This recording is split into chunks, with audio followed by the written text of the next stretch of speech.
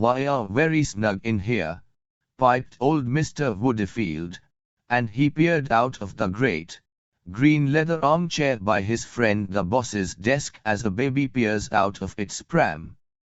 His talk was over, it was time for him to be off. But he did not want to go. Since he had retired, since his stroke, the wife and the girls kept him boxed up in the house every day of the week except Tuesday. On Tuesday he was dressed and brushed and allowed to cut back to the city for the day. Though what he did there the wife and girls couldn't imagine. Made a nuisance of himself to his friends, they supposed. Well, perhaps so. All the same, we cling to our last pleasures as the tree clings to its last leaves. So there sat old Woodfield, smoking a cigar and staring almost greedily at the boss, who rolled in his office chair, stout, rosy, 5 years older than he, and still going strong, still at the helm. It did one good to see him. Wistfully, admiringly, the old voice added, "It's snug in here, upon my word." "Yes, it's comfortable enough," agreed the boss, and he flipped the Financial Times with a paper knife. As a matter of fact he was proud of his room, he liked to have it admired, especially by old Woodfield. It gave him a feeling of deep, solid satisfaction to be planted there in the midst of it in full view of that frail old figure in the muffler. "I have had it done up lately," he explained, as he had explained for the past, how many, weeks. "New carpet," and he pointed to the bright red carpet with a pattern of large white rings. "New furniture," and he nodded towards the massive bookcase and the table with legs like twisted treacle. "Electric heating." He waved almost exultantly towards the 5 transparent, pearly sausages glowing so softly in the tilted copper pan. But he did not draw old Woodfield's attention to the photograph over the table of a grave-looking boy in uniform standing in one of those spectral photographers' parks with photographers' storm clouds behind him. It was not new. It had been there for over 6 years. "There was something I wanted to tell you," said old Woodfield, and his eyes grew dim remembering. "Now what was it?" "I had it in my mind when I started out this morning." His hands began to tremble, and patches of red showed above his beard. "Poor old chap, he is on his last pins," thought the boss. And, feeling kindly, he winked at the old man, and said jokingly, "I tell you what. I have got a little drop of something here that'll do you good before you go out into the cold again. It's beautiful stuff. It wouldn't hurt a child." He took a key of his watch chain, unlocked a cupboard below his desk, and drew forth a dark, squat bottle. "That's the medicine," said he.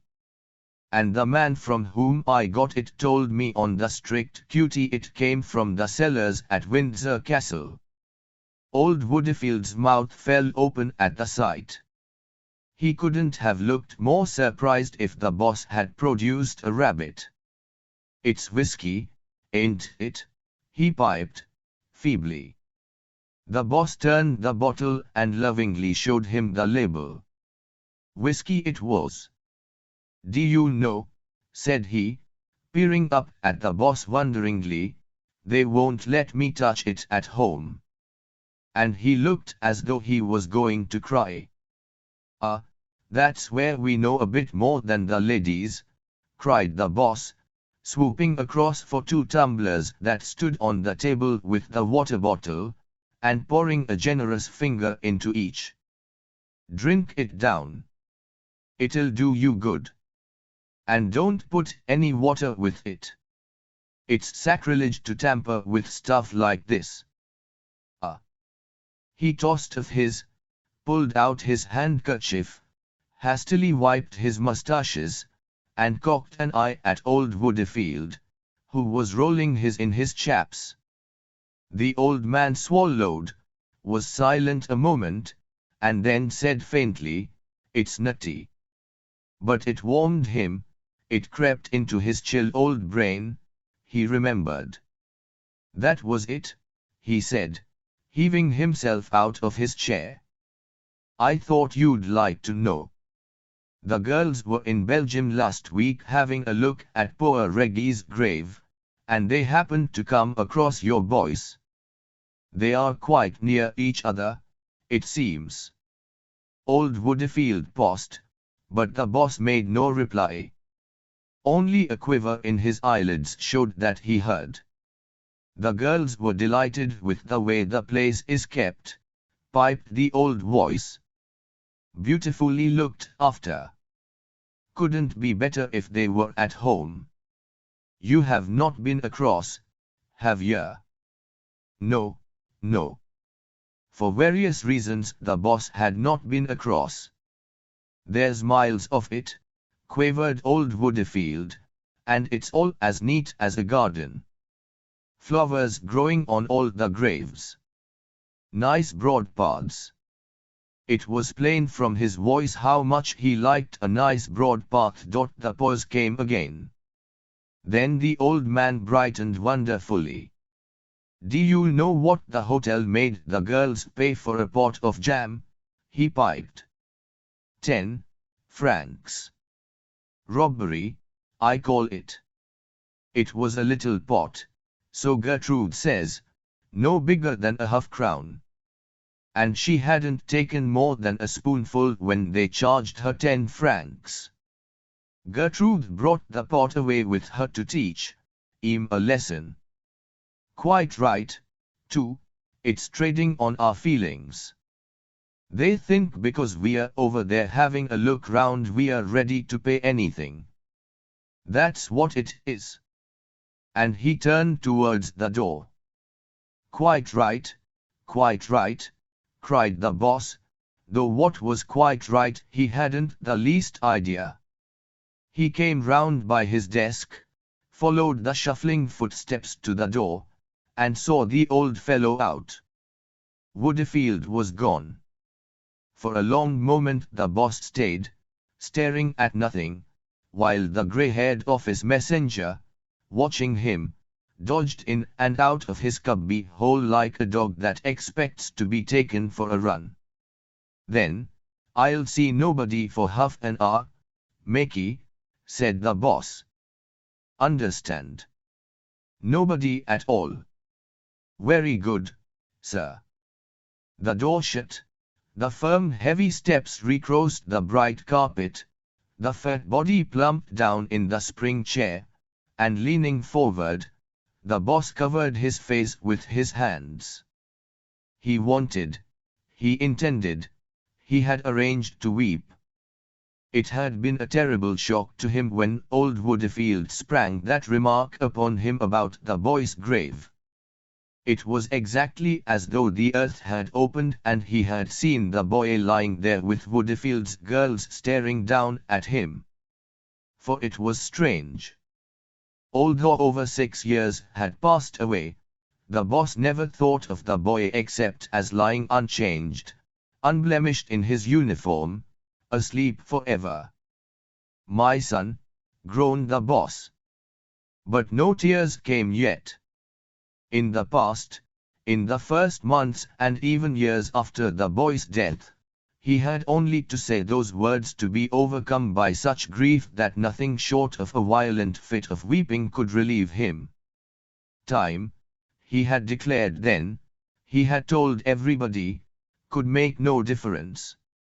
Other men perhaps might recover, might live their loss down, but not he. How was it possible? His boy was an only son. Ever since his birth the boss had worked at building up this business for him. It had no other meaning if it was not for the boy. Life itself had come to have no other meaning. How on earth could he have slaved, denied himself, kept going all those years without the promise forever before him of the boy's stepping into his shoes and carrying on where he left off. And that promise had been so near being fulfilled. The boy had been in the office learning the ropes for a year before the war. Every morning they had started off together, they had come back by the same train. And what congratulations he had received as the boy's father. No wonder, he had taken to it marvelously. As to his popularity with the staff, every man jack of them down to old Makey couldn't make enough of the boy. And he wasn't in the least spoiled. No, he was just his bright, natural self, with the right word for everybody, with that boyish look and his habit of saying, simply splendid. But all that was over and done with as though it never had been. The day had come when Makey had handed him the telegram that brought the whole place crashing about his head. Deeply regret to inform you. And he had left the office a broken man, with his life in ruins. 6 years ago, 6 years. How quickly time passed. It might have happened yesterday. The boss took his hands from his face, he was puzzled. Something seemed to be wrong with him. He wasn't feeling as he wanted to feel. He decided to get up and have a look at the boy's photograph. But it wasn't a favorite photograph of his, the expression was unnatural. It was cold, even stern-looking. The boy had never looked like that. At that moment the boss noticed that a fly had fallen into his broad ink pot, and was trying feebly but desperately to clamber out again. "Help! Help!" said those struggling legs. But the sides of the ink pot were wet and slippery, it fell back again and began to swim. The boss took up a pen, picked the fly out of the ink, and shook it onto a piece of blotting paper. For a fraction of a second it lay still on the dark patch that oozed round it. Then the front legs waved, took hold, and, pulling its small, sodden body up, it began the immense task of cleaning the ink from its wings. Over and under, went a leg along a wing, as the stone goes over and under the scythe. Then there was a pause, while the fly, seeming to stand on the tips of its toes, tried to expand first one wing and then the other. It succeeded at last, and, sitting down, it began, like a minute cat, to clean its face. Now one could imagine that the little front legs rubbed against each other lightly, joyfully. The horrible danger was over. It had escaped, it was ready for life again. But just then the boss had an idea. He plunged his pen back into the ink, leaned his thick wrist on the blotting paper, and as the fly tried its wings down came a great heavy blot. What would it make of that? What indeed?